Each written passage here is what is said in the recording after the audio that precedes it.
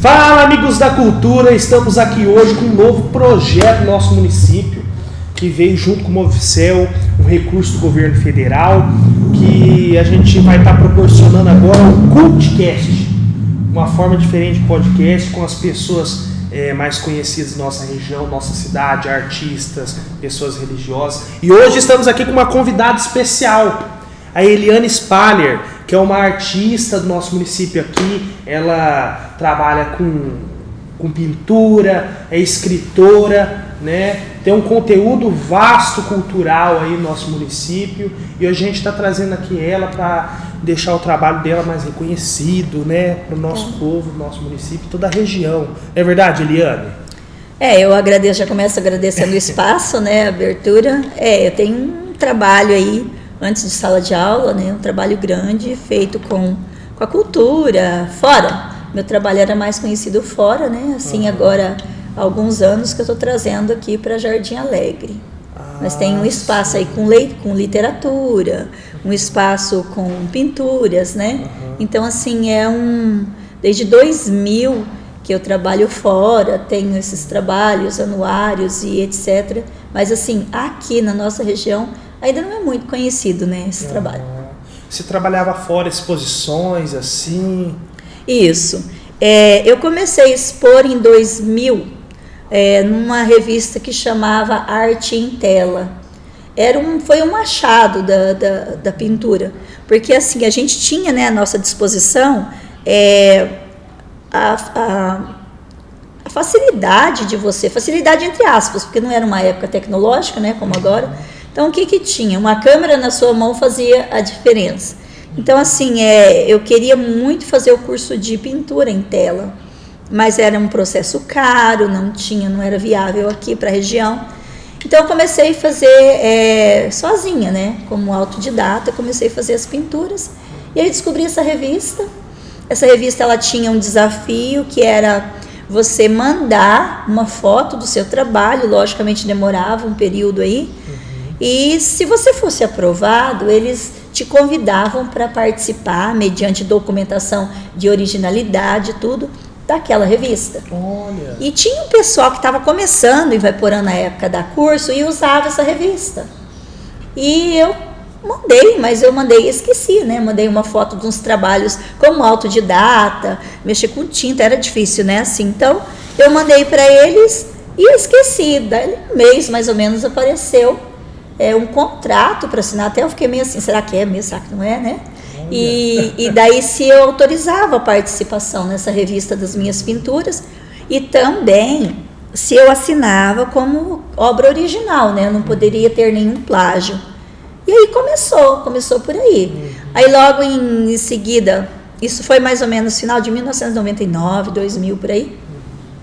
Aí em 2001, eu recebi de uma campanha de São Paulo um convite como artista, onde eles envolveriam moda e arte. Então eu recebia uma foto de uma flor, cada artista recebia de uma, era selecionado partes assim, né, do Brasil, e aí eu teria que desenvolver uma tela grande daquela obra, enviar para São Paulo. E lá o evento, ele teria não só a mostra da tela, como seria impresso nas camisetas das modelos, né? A foto daquele trabalho que foi feito. E junto com essa foto, eles tinham ali a breve vida do autor, ali, né? do pintor ali, né? Uma breve biografia. E aí foram abrindo portas, porque a UNAP, que hoje ela é extinta, a União Nacional dos Artistas Plásticos, ela estava presente. Então ela achou interessante aquela obra feita, era de uma flor chamada lisianto, que eu ganhei, né, o desafio, e aí eles começaram a me convidar para participar. Então a sua pintura foi escolhida? Então... Ela foi escolhida, daí através dessa pintura foram se abrindo novas portas, e aí a UNAP, foi mais ou menos em 2002, ela já convidou, porque a UNAP premiava os artistas do Brasil. Ela era uma associação da Marinha, sabe? Não então, tem mais. O comendador Adugar faleceu. Aí o pessoal achou por bem de, sabe, assim, dar uma acalmada no projeto, não é mais o mesmo projeto. Mas não chegou a extinguir. Olha, que eu saiba até o tempo que eu tive contato, eles têm mais assim um grupo mais fechado, né? Assim, porque o comendador, ele fazia tudo e mais um pouco para trazer os artistas, sabe? Ele, digamos assim, que ele pescava os artistas assim do Brasil todo. E aí ele era uma pessoa muito idônea, assim, muito bacana. 2001 eu recebi o meu primeiro troféu, que daí começaram a fazer, a UNAP era assim, ela identificava seus traços com artistas já famosos, já consagrados. Então, por exemplo, se a gente tivesse lá, eu, você e, né, e o Lucas, a gente estivesse expondo, então assim, a UNAP iria analisar, não, você se identifica mais com tal pintor, você se identifica mais, e o troféu era confeccionado com o nome do artista, de acordo com o pintor, os traços do pintor, que ele se identificasse mais. As características. Exatamente. Né? Os traços da aí eu tive aí vários prêmios nesse da UNAP, eu recebi a premiação ali de destaque, eu recebi Cavaleiro do Grau das Artes Plásticas do Brasil, recebi o troféu Anita Malfatti, 5 medalhas de ouro, isso na sequência, né, das exposições aí, que eu expus com eles até mais ou menos o ano de 2011, por aí. E daí, assim, as premiações, as primeiras premiações eu fui para lá, porque o que eles queriam? Eles queriam contato com o artista, né, para saber se realmente era aquela pessoa e etc. E lá era um processo onde eu conheci muitas pessoas que hoje são de destaque internacional, sabe? Na época, eu conheci um pintor de Sergipe, olha, isso foi na meados de 2001, mais ou menos. Ele tinha uma tela pequena, 30x40, o trabalho dele era todo banhado a ouro, era um sol, e era todo banhado a ouro, a moldura, sabe? Assim, feito como os raios do sol mesmo. Era imenso o preço, sabe, daquela tela. Também conheci um outro que trabalhava só com a técnica de quadriculado, né, das telas, lá o cubismo. E eram pessoas, assim, que valia a pena você conhecer, de uma humildade tremenda, sabe, assim. E aí isso foi abrindo portas. Eu conheci, por exemplo, eu tive contato, por exemplo, com o criador do Cocoricó, porque daqueles bonecos do Cocoricó. Eu fui convidada para um projeto para mim trabalhar com eles, mas a gente sabe que infelizmente existem pessoas que fazem de tudo para derrubar seu trabalho, né? Eu fui hackeada, perdi grandes contatos importantes aí, mas assim, o que eu aprendi geralmente com essas pessoas foi a humildade, porque assim, a arte, a cultura, o respeito ao diferente, porque lá eu sempre procuro passar isso para os meus alunos também. Lá a gente conhece pessoas, eu conheci pessoas na UNAP que eram assim, pessoas que se especializaram no desenho com traço de criança. Não o desenho de criança, não do realismo, estou falando, mas aquele primeiro desenho que você faz um círculo, faz um triângulo. Algo mais infantil, pedagógico, um trabalho pedagógico. Isso. E essas pessoas, hoje elas têm divulgação no mercado. Você vê Romero Brito. Romero Brito foi um pintor que ele cresceu como? Ele queria, era criança, não tinha recursos financeiros para a sua arte, ele pegava restos de tinta que ele achava que seu pai trabalhava ali, né, com construções, e ele foi aplicando aqueles restos de tinta em madeira, a princípio. Então, a arte, a cultura, ela tem um começo. Eu comecei como autodidata, porque eu não tinha como... Aqui na região não tinha o pessoal, né, especializado para isso. E até tentei, mas assim, me deparei com uma questão assim, bem fora da humildade do ensinar. Então eu preferi seguir os meus caminhos, né? E depois da UNAP, aí logo em seguida da UNAP, veio a ALA, que é a Academia Latino-Americana de Arte. Aí o meu primeiro quadro com a ALA se chamou Mãe Natureza, que foi um quadro redondo, circular, que eu fiz. E nesse quadro tinham vários pássaros. E a pintura, ela foi acoplada com penas de verdade. Mas não assim, que como assim? Você matou um pássaro, né? Para isso, não. Eu catei, sabe? De um pássaro que realmente eles tinham acabado de matar, peguei as penas mais limpas, né, hidratei, e eu apliquei essas penas na tela. Então essa tela chamou-se Mãe Natureza, tem ela até hoje, e essa tela, ela foi um grito de denúncia, tipo assim, preserve a natureza, né, salve a vida. Então o que foi acontecendo? Tanto a UNAP como a ALA, eles associaram a minha arte com arte denúncia, sabe? Então, assim, tem um quadro que chama-se África, Eles Não São ETs, que é um quadro onde você vê um bebê engatinhando para a morte. E esse bebê engatinhando para a morte é um alerta sobre a fome, né? Sobre os processos de fome, não só na África, como no mundo. Então, os troféus, as medalhas, elas foram se tornando muito particular, de certa forma. Porque os artistas, geralmente, eu sou impressionista, né? Eu gosto muito do impressionismo, trabalho também um pouco com realismo, mas o impressionismo é o meu estilo. Então, o que acontece? Muitas das vezes as pessoas, elas associam ali, isso é feio. Não gostei. Você não gostar é seu direito. Mas, assim, a cultura nos ensina a respeitar o estilo. Exatamente, né? É importante na cultura também a gente está respeitando todo tipo de arte, todo Sim. tipo de estilos diferentes, né? Isso que é legal da cultura também, essa diversidade que a gente pode ter também, né? Sim, com certeza. E essa diversidade é interessante porque ela me inspira em todos os lados.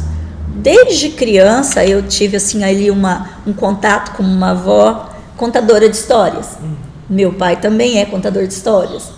Lógico que no ambiente ali, no universo dele, mas ele tem maravilhosas histórias. Daí que veio o interesse pela... Daí que veio o interesse por contar histórias. Mas veja bem, a gente está falando da arte plástica, daí eu já entrei no livro. Por quê? Porque tá junto.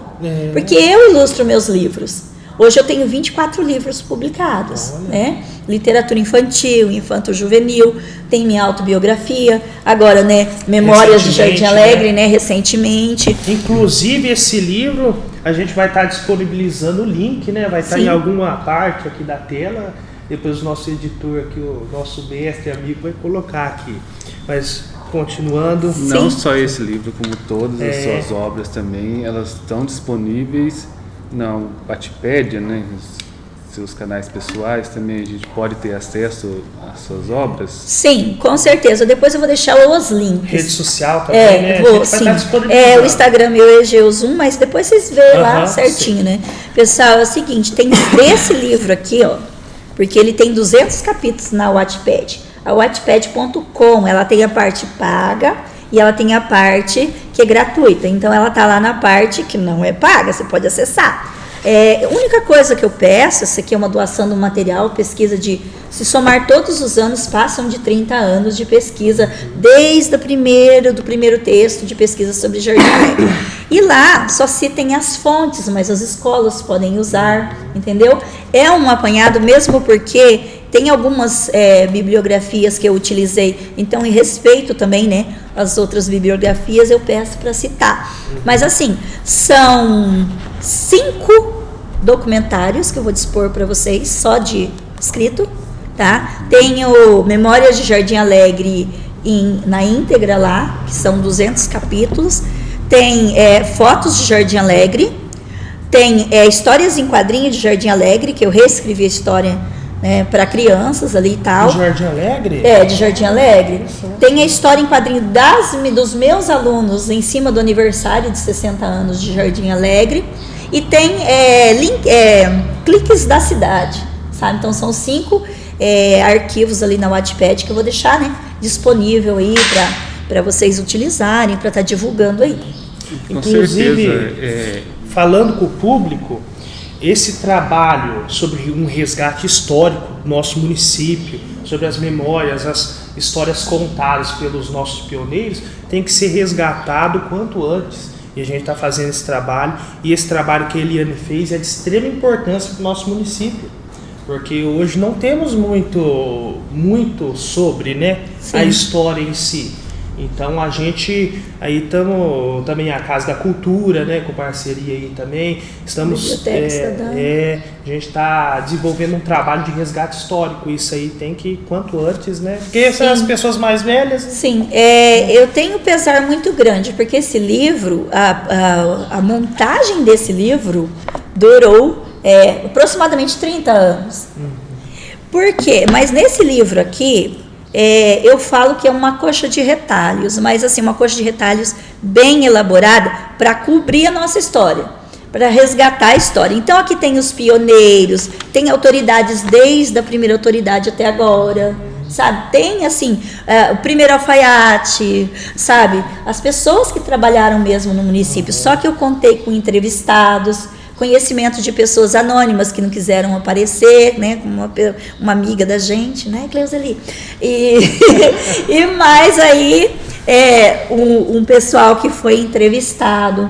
Aqui tem fotos que são fotos que foram refeitas pela Egeus, né, Egeus Artes, que é o que eu assino.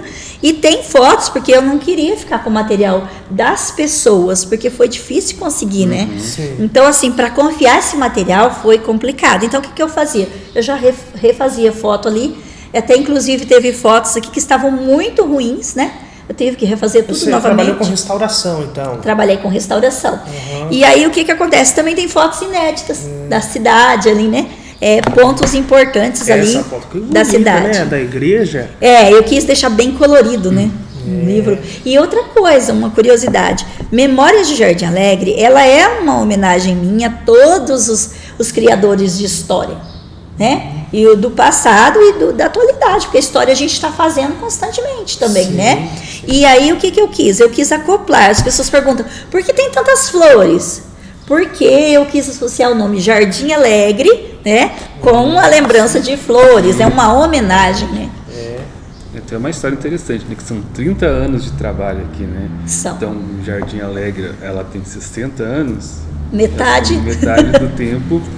A gente tem aqui das suas experiências, das suas histórias de entrevista com todas as pessoas importantes que passaram, as pessoas que vão passar ainda. Então, o livro aqui, eu acho, na minha opinião, assim, ele é muito importante até para as gerações futuras conhecerem um pouco dessa história e dessa experiência que você teve e tem dentro do município, né? Sim, porque a gente não vive sem nossa história, né? Sim. A gente tem que resgatar as histórias ali. E o interessante é que algumas pessoas já se foram, infelizmente. Mas o interessante é assim, eu não quis deixar morrer esse trabalho ali comigo, sabe? Então, a ideia era fazer os 200 capítulos que estão na Wattpad, mas por questão do livro, ficar ali um livro mais seguro, um livro assim que não fica descolando tão facilmente, né? Daí eu optei por fazer um trabalho menor. E aqui, inclusive, não sei se vocês viram, ó, tem trabalho dos meus alunos aqui também, continuando a história. Então, o que acontece? A história vai sendo passada, né? Reescrita. Então, eu nunca tive a pretensão de deixar, falar assim, eu vou contar. Eu não sou historiadora, eu sou artista plástica e eu sou curiosa, eu digo assim, sabe? Assim, eu gosto muito sempre fui de guardar, né, memórias. Mas eu contei com muitas pessoas aqui do município que guardaram revistas municipais. Algumas eu consegui aqui mesmo, né, na biblioteca. Então, são pessoas que contribuíram com a história para a gente passar adiante, né? E uma coisa muito importante. Eu fiz administração pública. Sim. Então, muitas fontes que as pessoas falam assim, mas eu posso confiar nesse livro? Esse livro tem citação? Não, é um livro oral. Você só fez entrevistas. Não, gente, é um apanhado. Tem citação de revistas aqui, tem citação de bibliografias autorizadas aqui para complementar a pesquisa. Tem o meu estágio de administração pública, tem aqui também, né? Que foi uma parte que eu usei muitos dados, né, coletados ali durante a minha pesquisa de estágio. Sim. Voltando ao assunto, que ficou uma curiosidade minha, sobre assim, você falou que você expôs em algumas exposições, quadros e tal, os seus trabalhos. Foi em âmbito nacional, chegou a ser internacional, você poderia contar um pouquinho? Bom, as exposições, elas são geralmente coletivas, no caso, porque como foi a ALA e foi a UNAP, a função deles é trabalhar o coletivo. Então, investir na arte nacional. Então, a ALA, as telas são físicas, elas estão lá. Então, houve um misto, tanto de telas físicas, exposições físicas, como exposições em anuários. Eu já participei de 5 anuários de arte, né, internacional, daí o anuário, ele é bilíngue, né? Então, assim, tem 5, agora está chegando o 6º, que nesse momento agora eu estou com uma exposição na Noruega novamente, né? Com a Giselda Oliveira. Seus trabalhos estão lá? Estão lá. Olha só, rapaz. A Giselda, ela é uma baronesa, assim, e eu conheci ela em São Paulo, numa dessas mostras mesmo presenciais, né? Numa dessas exposições eu conheci ela lá. Então, mais um exemplo de pessoa, assim, que tem muita cultura. Ela hoje, ela no mundo, ela começa ela capta, né, telas no mundo. Tanto é que fazem 2 anos que eu não pinto, né, eu estava mais me dedicando ao meu trabalho, assim, cultural com crianças, né, com meus alunos. Mas, assim, esse ano ela falou, não, você tem que voltar, né, expor em âmbito internacional. Então, eu estou lá novamente. Ela fez, inclusive, um anuário especial. Falei, não, mas fazem 2 anos que eu não estou pintando, porque, na verdade, eu estou envolvida com projetos também literários, sabe, assim, projetos grandes da literatura, não posso falar muito ainda, mas, assim, né? E aí, assim que sair... surpresa. E aí, o que acontece? A Giselda, ela capta essas pessoas, sabe, no Brasil, no mundo todo. Então, o que ela fez? Ela falou, não, você vai voltar esse ano. Eu falei, mas eu não tenho obra que eu pintei recentemente. Ela falou assim, espera só um minutinho. Foi lá nas minhas redes sociais e pegou, falou, essas 5, porque ela é uma pessoa muito seletiva, sabe? Ela não passa pano quente. Se ela olhar e falar assim, tá bom.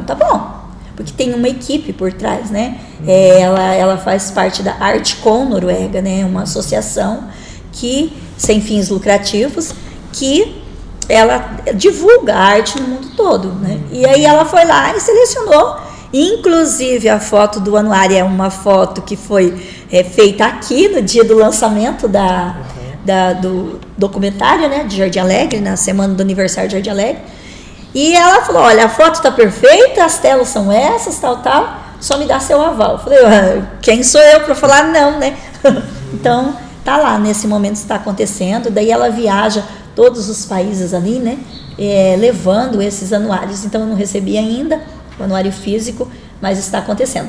E a ALA também voltou a procurar, falou, olha, você já está no quinto ano, porque cada 5 anos a ALA, ela pega uma tela que representa o Brasil. Então, a primeira tela que ficou 5 anos lá representando o Brasil foi essa da Mãe Natureza, né, que eu falei antes. Depois, em seguida, a gente teve, que era um cavalo, o dorso de um cavalo malhado, uma técnica mais realista. E aí agora tem lá uma pintura de releitura de Anita Malfatti, que está lá. E agora eu estou montando um outro estilo para mandar para eles, para ficar mais 5 anos. Então essas telas representam, o Brasil está lá físico, né? Lá físico. Muito bem representado. Obrigada. Você é professora também? Sou professora há 20 anos. 20 anos. E você tem algum trabalho voltado assim, que atualmente você está trabalhando com as crianças? Como que você tem alguma coisa assim? Bom, eu faço sempre. O ano passado eu trabalhava só com arte, né, com meus alunos. Então, desde do início do primeiro ano, eu sempre trabalhei com projetos. Porque eu acho interessante, assim, não adianta eu ir para uma sala de aula só com o português e a matemática. O aluno ele tem que estar psicológico bem, certo? Então, eu tento, porque nem Jesus agradou todo mundo, então eu tento, né, levar para esses alunos uma alternativa criativa. Até alguns anos atrás, como eu disse no começo, ninguém sabia do trabalho de arte e de literatura fora, entendeu? Eu não contava, era uma vida à parte. Mas a partir do momento que eu vi que poderia incentivar novas crianças, as crianças a produzir ali seus talentos, eu comecei a trazer para a sala de aula, né, esses conteúdos, esses projetos, com arte interdisciplinar daí, não é só a arte pura. O ano passado teve mostra cultural aqui na Casa da Cultura, né, dos alunos, e foi um projeto do 1º ao 5º ano, onde todos os alunos produziram. Então teve escultura, teve pintura, e esses projetos, eu procuro trazer, por exemplo, hoje nós estamos trabalhando o estilo de Anita Malfatti. Quem foi? Né? Então vamos vivenciar quais as características, o que ela fazia, como que é a história, né? Quem foi de Cavalcante, quem foi. Então assim, eu procuro trazer isso para eles. Né? Que é importante contextualizar todo esse trabalho também, né, com os alunos, para eles possam estar sabendo, até desenvolvendo um estilo ali, uma inspiração em algum artista. Sim. Tem muitos talentos nas salas de aulas escondidos, sabe? Assim, inclusive, vocês viram que aqui no livro tem a participação deles, mas corram lá depois e vejam lá HQ Memórias de Jardim Alegre, feita pelos alunos. Vocês vão ver, tem pessoas que falam assim, foi a professora que fez. Porque por eu ser artista plástica e eu escrever livros, eles acham assim que eu que faço, eu que produzo os trabalhos. Agora imagina, esse ano eu estou com 2 turmas de 5º ano. O ano passado eu tinha 250 alunos. Imagine eu fazer trabalhos para 250 alunos. Tem. Nossa! Então o que eu faço? Eu dedico ali, as pessoas falam assim, mas como que você faz? Eu dedico, eu seleciono, eu faço ali um cronograma. Primeiro sempre eu trabalhei com sondagem, né? O que você conhece sobre a arte? O que você desenha? Eu dou um desenho livre, por exemplo. Esse desenho não é livre, ele tem ali todo um objetivo, né? E aí eu vejo qual o trabalho que eu vou desenvolver aquele ano, qual o projeto, qual técnica artística eu posso estar ensinando para aquelas crianças ali. Então, assim, o que eles mais utilizam, o que eles mais gostam é o engordar o personagem. Ô professora, como assim engordar o personagem? Que é aquela técnica do palitinho que todos nós sabemos fazer, né? Daquela técnica você pode produzir qualquer desenho. Então, o que eu incentivo eles a desenhar, fazer os desenhos deles, arrasaram, vocês vão ver lá que eu não estou mentindo, arrasaram os trabalhos deles, sabe? Então, tem gente que olha e fala assim, não foi a professora que fez. Então, técnica de luz e sombra, a gente fez uma homenagem aos 60 anos de Jardim Alegre, com história em quadrinhos, com as 2 turmas do 5º ano. Olha, que é um processo bem burocrático, mas eu gostaria muito de ter um projeto onde cada ano, principalmente as turmas maiores, elas produzissem um livro, sabe, deixasse marcado, deixasse registrado. A gente sabe que fora, em outras cidades, que nem Arapongas, por exemplo, já tem esse projeto, que é um projeto maravilhoso, feito por empresas, né? E ali, os alunos podem ter ali, olha, esse aqui tal ano eu fiz a minha história, né? Eu contribuí. Exatamente, eles podem estar participando da história também, isso Sim, que é importante. Sim.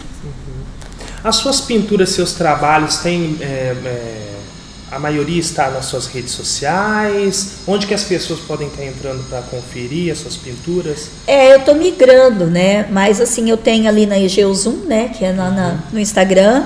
Se você procurar Egeus Artes, você vai achar também no Facebook, né? E tem a Artcom, só que daí vocês têm que acessar a página, né? Artcom Noruega, e pedir para visitar, né? Entrar como visitante. A Academia Latino-Americana de Arte também tem. A UNAP, como eles migraram, eles mudaram, eu acredito que ainda não tenha mais.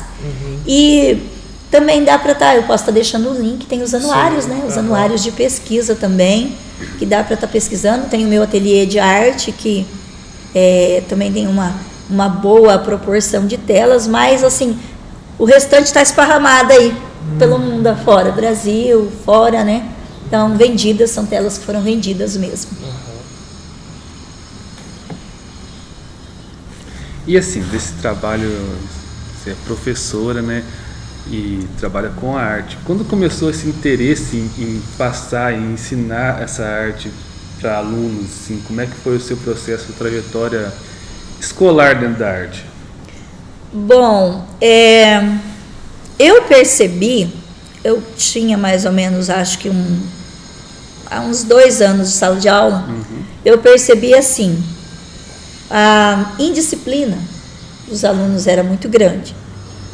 E aí, o falar do professor, principalmente agora, né? Naquela época, no começo, nem tanto, mas agora que tem tecnologia, tem tudo nas mãos, você ficar só com um quadro e um giz é bem, né, assim. Então, a primeira percepção que eu tive foi na contação de história, na verdade.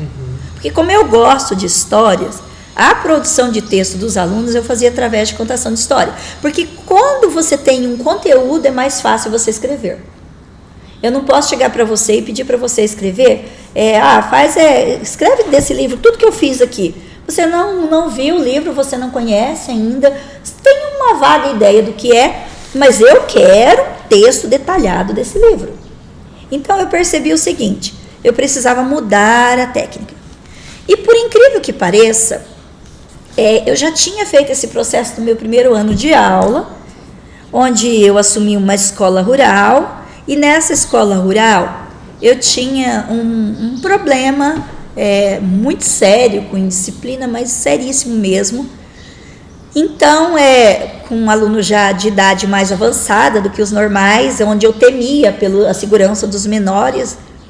E aí eu peguei esse aluno e trouxe esse aluno para sentar ali pertinho, né, junto comigo. E esse aluno começou a copiar e eu fiquei encantada com a letra dele. Realmente era uma letra linda, muito mais bonita que a letra da professora. Linda. E eu elogiei esse aluno. Eu falei, nossa, que letra linda que você tem. E a reação dele, eu falei, quando ele olhou para mim assim, com aquele jeito assim, eu falei, o que eu fiz, né?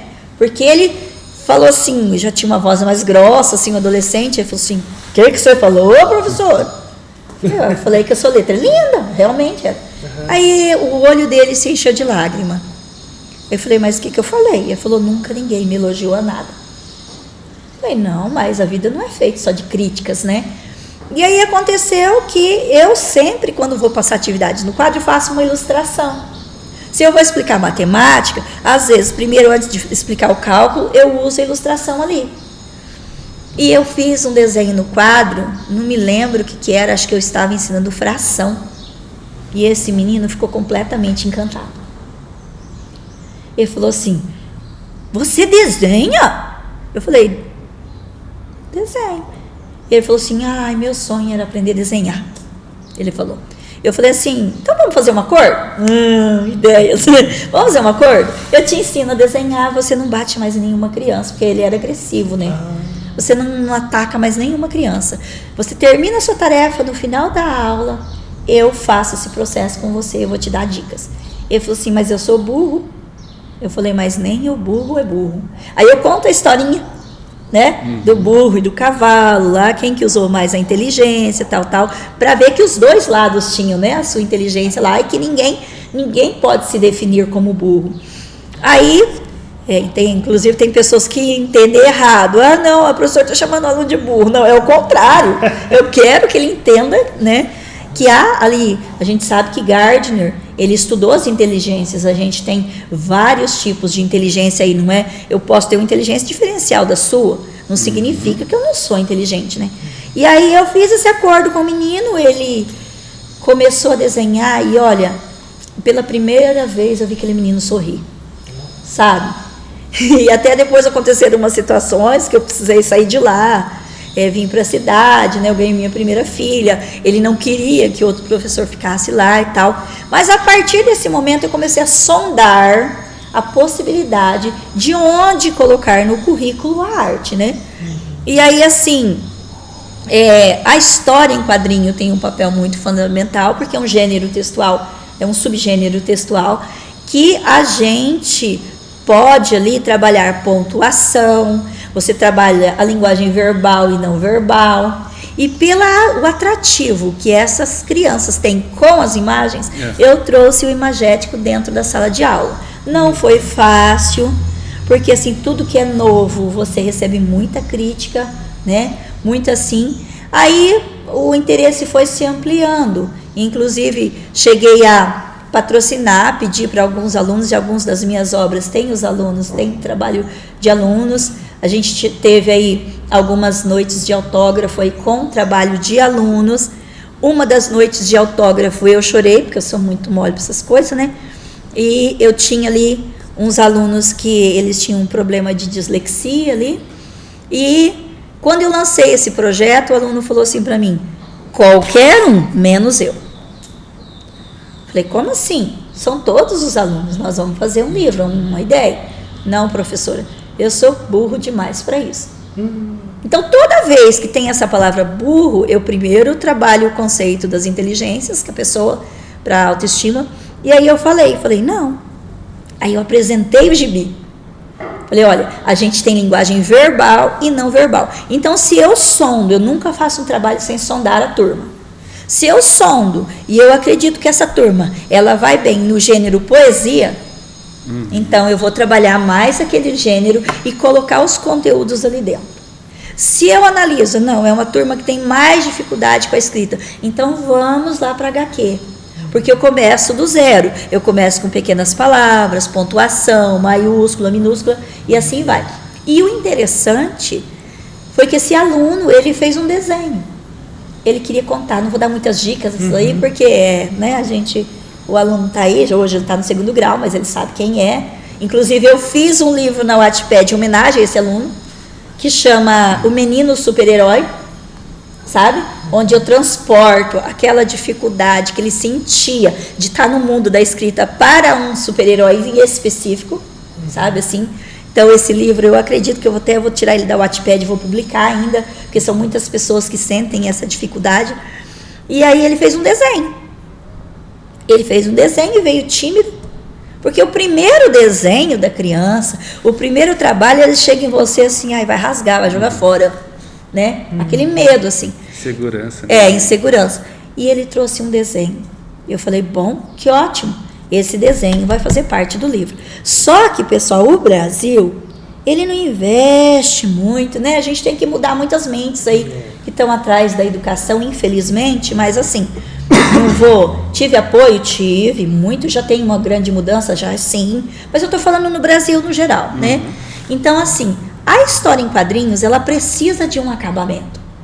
Eu não tinha aquele tempo de sala de aula para ensinar o aluno a desenhar, para ensinar ele a fazer o texto, para corrigir os textos dele e para fazer as achuras ali, os detalhes finais. Então, eu passei 25 desenhos, 25 páginas, né, na minha mão, virando noite, fazendo o acabamento final, que é o detalhe de trás ali, né? A sombra do personagem deu tempo de ensinar, mas aquela questão ali do cenário, tal, eu tive que dar uma ajudadinha, e não foi uma vez só não, porque as editoras são exigentes, né? Porque eu não trabalho com gráfico, eu trabalho direto com editora, então tem uma exigência maior, você tem ali um registro, né? Um registro lá nacional, cada livro tem o ISBN, todo o registro ali. E aí eu lembro que faltavam, eu creio que uns dois dias para me mandar o detalhe final, a versão final do livro, para a editora fechar. Nossa, eles já estavam bravos comigo, porque eu começo, não, vamos corrigir aqui, vamos arrumar ali. Aí ela falou assim, aí o aluno chegou em mim e falou assim: professora, eu falei: oi, vem aqui um pouquinho. Aí eu fui lá com ele falou assim: eu tenho uma coisa para te contar. Eu falei: conta. Ainda dá tempo de colocar um textinho no livro? Eu falei: dá. Mas tinha acabado de voltar um aluno que tinha saído. Eu não tinha tirado esse aluno da sala. Falei: vai que eu tiro e ele volta. Então eu pensei: ele vai querer que eu inclua, né, o trabalhinho do menino ali. Eu falei assim: o trabalho do fulano já está no livro, eu não tirei. Ele falou: não, professor, eu aprendi a escrever. Nossa, cara. Aí meu olho já encheu de lágrimas. Eu falei: sério? Ele falou: sério. Aí ele tinha contado que a gente tinha combinado assim: ele ia ficar livre, porque o desenho já retratava a história dele com o pai dele. Mas se ele quisesse escrever, no final de tudo, eu deixei para ele resolver. Se ele quisesse que eu colocasse o textinho, ele editaria, eu colocaria o textinho no balãozinho. Mas eu convenci ele que aquele desenho já contava a história que ele queria. E aí ele falou assim: vem cá, não fala para ninguém. Chegou na carteira e ele escreveu tudo aquilo que ele tinha falado, que era para colocar no balãozinho, ele escreveu ali. Olha, professora. E caixa alta ainda, né? História em quadrinho é bom, né? Por isso... Gente, eu parecia não sei explicar. Eu desabei chorar, sabe? Falei: vai lá, corre lá, e eu tava com os originais naquele dia. Corre, vamos colocar. Falei, você faz a lápis primeiro, que aqui já é os originais, e depois, se não tiver nenhum errinho de português, você vai passar limpo. Gente, no dia da amostra, o lançamento do livro foi aqui, na Casa da Cultura. A mãe dele não pôde vir, a mãe dele foi uma das que me ajudou, porque esse livro, gente, eu comprei o patrocínio dele. Sabe, eu peguei eu vi que eu não ia conseguir o objetivo e eu não podia abandonar aquela turma. Então eu doei telas, fiz reunião com os pais, tiveram alguns pais que doaram jogo de tapete, as coisas, e a gente fez rifa desse material para pagar os livros, só a conta dos livros, para que cada um tivesse o seu livro de lembrança. E aí foi muito bom. Então o que aconteceu? No dia do lançamento, chorou a avó, a mãe não pôde vir, mandou o recado. Então o lançamento do livro desses alunos foi uma coisa assim incrível. É uma experiência que eu queria repartir todos os anos com os alunos. Eu acho que a educação precisava parar de subestimar os tipos de inteligência que tem na sala de aula. Então, assim, houveram tempos que eu fiz muitas mostras dentro da escola, sabe? Assim, sala de aula assim, lotada, com cartazes, com outros tipos de trabalho, com reciclagem. Só que aí você vai e escuta assim, não traga lixo para dentro da escola. Aí você dá aquele baque e fala assim, peraí, lixo, vírgula, cultura. Porque a gente sabe, eu tenho contato com um artista, ele é dos Estados Unidos, ele vive de vender peças que ele faz de papelão. Ele faz peças gigantescas, maravilhosas. Agora, tudo tem um começo. Se eu ensinar meu aluno que ele pode, por exemplo, criar ali uma atividade com reciclagem, ele pode. Hoje ele está em Jardim Alegre, mas ninguém é fixo em um lugar. Amanhã ou depois, ele pode trabalhar com artesanato, pode ir se aperfeiçoando longe, fora daqui. E ter o seu meio de vida. Porque eu, antes de ser professora, eu era artesã. Eu sustentei minha família muito tempo com artesanato. E aí também tive tempo que vinha pessoas, senhoras de fora. Eu acho que falta um pouco de humanidade, sabe, assim, no geral. Porque eu lembro de uma senhora que veio de São João do Ivaí, quando eu tinha meu ateliê aberto, quando eu não era professora ainda. Ela veio, queria aprender a fazer, fazia 5 anos que ela estudava pintura com uma determinada professora, que eu tive contato depois. E aí ela fazia as pinturas, só que a professora não ensinava a acabar a pintura. E essa pessoa veio chorando, a pé, uma senhora humilde, veio na minha casa e falou, filha, você pode me ensinar a fazer o acabamento da pintura, porque eu tô... Aí ela contou a história dela, sabe? Uma senhora muito humilde, chinelinho, tal, ela criava os netos dela, sabe? Você via que não era... E eu também nunca me preocupei muito assim, tá mentindo. Tem acerto de conta, né? Tem um ser maior, eu não tenho que me preocupar com isso. Mas se eu estou sentindo que eu posso repartir, eu vou repartir. Aí eu falei, mas o que a senhora queria aprender, né? De repente, eu não sei. Ela falou, não, eu já vim direcionada porque eu quero aprender a fazer brilho. Era a época de Natal, ela queria vender os guardanapos, queria pintar aquelas bolinhas de Natal, aquelas folhas, tudo, com velas e tal, mas ela não sabia fazer o brilho da bola de Natal ali, né? E aí, eu peguei e falei assim, mas é só isso que a senhora quer aprender? Ela falou assim, olha filha, se não for pedir demais, e aí ela tirou, acho que ela tinha 12 guardanapos, dentro de uma sacolinha. Ela falou, olha, tá vendo, filha, não tem nenhum que tenha acabamento. Quando eu peço para a professora me ensinar a fazer o acabamento, ela tira fora e fala que eu tenho que pagar separado, mas eu já não tenho mais dinheiro.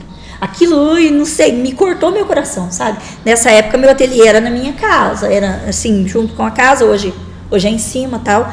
Mas, o que eu fiz? Falei, vai mostrando o que a senhora precisa. Aí eu ensinei ela a fazer o acabamento o brilho, né? Aquelas transparências, que é um sonho para todo mundo. E também o tal do pingo d'água, que todo mundo, eu queria pintar. E aí, a hora que eu lembro que ela ia saindo, porque era quase hora de almoço, meu marido estava para chegar, ela olhou para trás e falou assim, não é te pedir muito, mas você acha que eu tenho capacidade de aprender a pintar rosa? Eu falei para ela, volta aqui. Ela falou, mas vai demorar, você disse que seu esposo está chegando. Eu falei, volta aqui. Aí eu fui, porque a vida inteira eu trabalho com diferentes técnicas. Se você tem mais facilidade, então eu uso uma. Se você tem mais dificuldade, eu uso outra. Sabe assim? E aí ela fez a primeira rosinha dela, sabe assim? E ela foi embora, nossa, chorando. Então eu passei humilhação. Eu nunca pensei em ganhar troféu. Eu nunca pensei em participar de anuários de arte com artistas internacionais. Nunca tive essa pretensão. Só que eu acredito que Deus exalta aquele que é humilhado. E eu fui muito humilhada por querer distribuir um pouco do que eu sabia. Porque nem todas as pessoas estão abertas para você repartir um conhecimento. Por isso eu agradeço sempre. Onde eu tenho um espaço, eu agradeço. Sabe assim? Acho que ninguém é maior que ninguém. Mas você tem um conhecimento que eu não tenho. Se eu precisar, eu vou pedir para você. Vou ter que ter humildade de pedir para você. E aí, é isso que eu tento estar passando para eles, né? Tá construindo isso daí. Tá compartilhando esse conhecimento também para não guardar só para você, né? Então, o legal do conhecimento é você estar podendo compartilhar, ensinar. Eu aprendi isso com uma coisa, às vezes a morte ensina as coisas para você, a vida ensina, tudo ensina. Eu tinha uma amiga, a gente tinha um acordo. A gente era doida por aprender a pintar. E aí a gente fez um acordo assim, quem aprendesse a pintar primeiro, ensinava a outra, dividia o conhecimento com a outra. Mas eu não esperava realmente que fosse, né, sair, começar a expor fora e etc, etc. E aí, a primeira tela minha saiu nessa revista Galeria em Tela, que era uma tela que uma ex-professora minha usava para pintar. E ela não gostou nem muito, né, que saiu esse trabalho meu lá, que ela falou assim que... Falou umas coisas, tipo a revista não ter boa qualidade, etc. Aí eu disse assim para ela, mas se a revista não tem boa qualidade, por que você estava usando ela com a gente? Né? Aí tá. Mas essa pessoa, influenciada pela essa outra, ela disse assim para mim, eu não quero nada, eu não acho que você tenha conhecimento de nada, eu não quero que você divida nada comigo. Tá. O tempo passou, cada uma seguiu pro seu lado, tal. E um dia, essa pessoa que já não está mais entre nós, ao noticiar a partida dela, a pessoa falou uma frase que gravou muito. Com ela se foi todo o seu conhecimento. Ela falou outra parte, mas essa é a parte que me gravou mais. Com ela se foi todo o conhecimento. Eu falei assim, porque até então as pessoas falam assim, que exibidez, olha, por que falar do seu trabalho, por que não sei o quê. E eu tinha recentemente encontrado uns ex-alunos que vieram até a minha casa para fazer uma pesquisa comigo sobre a arte paranaense, porque eu faço parte hoje do site da CED, né, na parte da arte lá. E aí eu falei assim, mas é para agora, eu precisava sair. Ela falou assim, professora, vou te dar meu telefone e o meu Gmail, passa para mim daí. Falei, beleza, eu te mando daqui 2 dias. Mas eu pensei, porque estava bem no começo das redes sociais e tal, eu falei assim, eu acho que eu vou pesquisar, vai dar umas 2, 3 folhas, eu entrego para ela, faz o trabalho dela, beleza. Quando eu comecei a pesquisar, começou a aparecer arquivo de um lado e de outro, Egeus daqui, Egeus de lá, e não sei, vai. Falei, mas não é possível um negócio desse? Não é possível que tem tantos. Aí comecei a separar. Foi onde eu montei minha biografia. E essa biografia, autobiografia, eu deixei ela inclusive tem aqui, né, na biblioteca, eu deixei ela para quê? Porque as pessoas podem olhar as minhas técnicas e desenvolver as suas. Como eu disse, eu faço uma coisa, o Lucas faz de outra forma. Não quer dizer que é errado. É o meu particular e o particular dele. Sim. E somando tudo dos 2 jeitos, né? Pode ser uma nova forma de fazer. Com certeza. E passar adiante também esse conhecimento, né? Que eu tive com você, que você teve comigo, tivemos juntos. Né? Com certeza. Aí a importância do humildade, do aceitar o tipo de inteligência que cada um tem, né? Exatamente. A gente queria voltar um pouco bem na infância, assim. Lembro uma mais, pergunta. Qual foi suas influências para começar na arte? Assim, como você começou na arte? O que você acha? Lucas, você já fez essa pergunta, tá? Contou, não contou? A minha, não, na infância não. Ele fez do depois. Bom, eu tinha um primo que fazia pintura em tábuas. Mas lá em 1900 e bolinha, não vou contar a idade não, vocês podem parar. E aí ele fazia pinturas em madeira. E um dia eu fui visitar a casa deles e eu vi aquele quadro. Nossa, fiquei encantada com aquele quadro, né? Mas ele era realismo puro, sabe? Assim, pensa no estilo de paisagem incrível. Aí quando eu tinha, a gente mudou para, isso foi em Iporã, onde eu nasci. Aí quando a gente mudou para Jardim Alegre, eu tinha 5 para 6 anos. E aí eu peguei e fui em Iporã com meu pai. E tinha um porão, sabe, de um artista. Só que assim, a calçada, ela ficava rente, você olhava ali, você via todas as obras. E não sei, me deu um estalo, alguma coisa assim, falou assim, eu parei, fiquei olhando, o pai foi, e eu fiquei lá parada. Daí, uma coisa, parece que, sei lá, uma voz, sei lá o que, falou assim pra mim, no ano 2000 você vai estar começando a pintar quadros. Mas eu era criança, tipo assim, o pai, vamos, Eliane, vamos, fui embora. Vocês acreditam que eu comecei a pintar no ano de 2000? É uma curiosidade, mas foi no ano de 2000. Já a literatura, eu peguei pela contação de história do meu pai, né? Contação de história bíblica. Ele se revezava, minha mãe ajudava nas lições de casa, meu pai contava historinhas da Bíblia para eu dormir. Então foi por aí o ponto de partida. E essa desde criança, então, sempre ouvindo histórias e posteriormente passando histórias, né, que você ouviu quando criança, talvez até passando até para os seus alunos hoje em dia também. Sim, eu continuo passando. Eu sofri um erro médico muito sério, então eu fiquei praticamente 2 anos e meio sem memória. Então muita coisa se foi. Eu tinha muita facilidade de memorização, muita coisa se foi.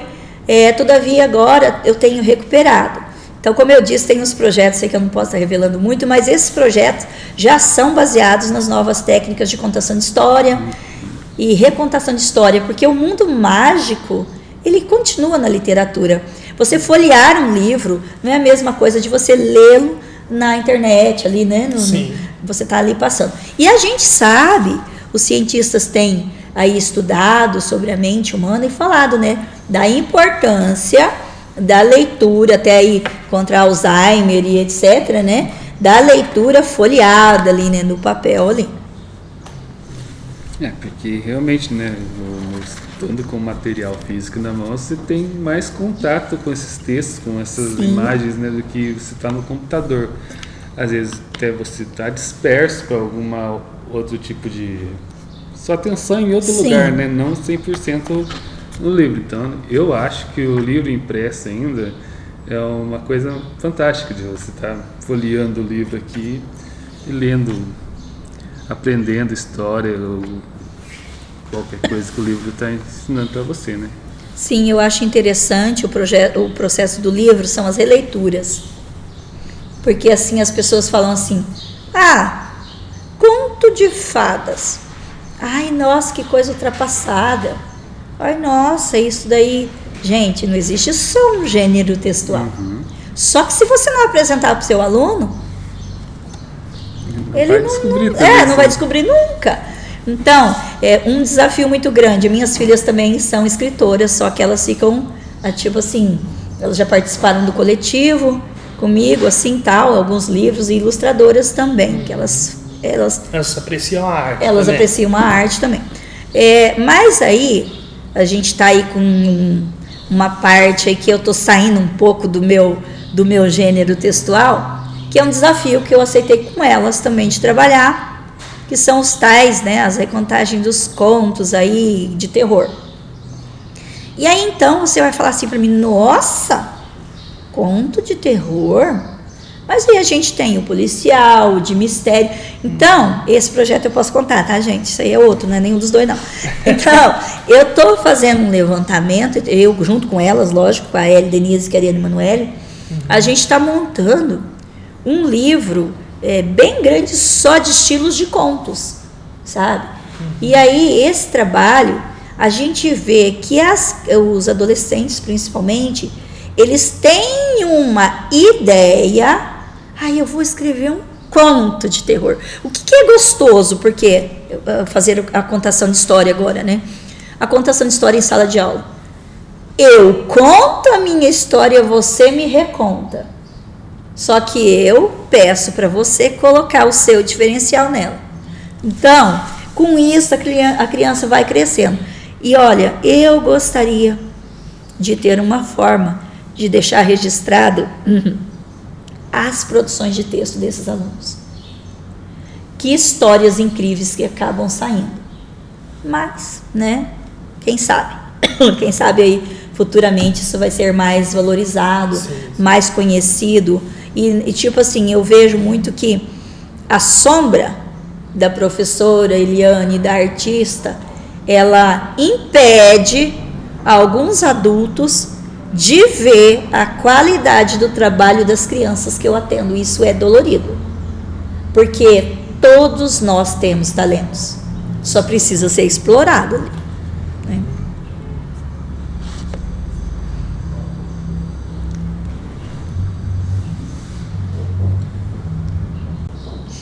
Então, a gente vai estar encerrando hoje esse Cultcast, né? Que foi um prazer enorme estar na presença da professora Eliane, aqui do nosso amigo Lucas, né? Também ajudando nós. Agora a gente está com a equipe formada aí para estar trazendo o melhor para vocês aí, telespectadores aí do YouTube, onde vai ser postado nas redes sociais. E se inscrevam no canal, que vai ter mais novidade ainda. Vamos estar aprimorando isso aí, trazendo a cultura, né? Através do celular, você pode estar acessando a cultura aí. E esse é o primeiro, espero que muitos outros projetos que possam estar vindo. E eu queria agradecer demais a presença da professora Eliane. Eu que agradeço, pessoal. Esse projeto, uma honra para a gente estar recebendo, podendo aprender um pouco e conhecer melhor a história da Eliane, que é um grande talento aqui da cidade de Jardim Alegre. Morou aqui, escreveu a história aqui e esperamos que fique registrado eternamente para todas as gerações que possam estar tendo contato com esse trabalho maravilhoso. Eu agradeço sempre, toda a equipe. Um abraço a todos, fiquem com Deus.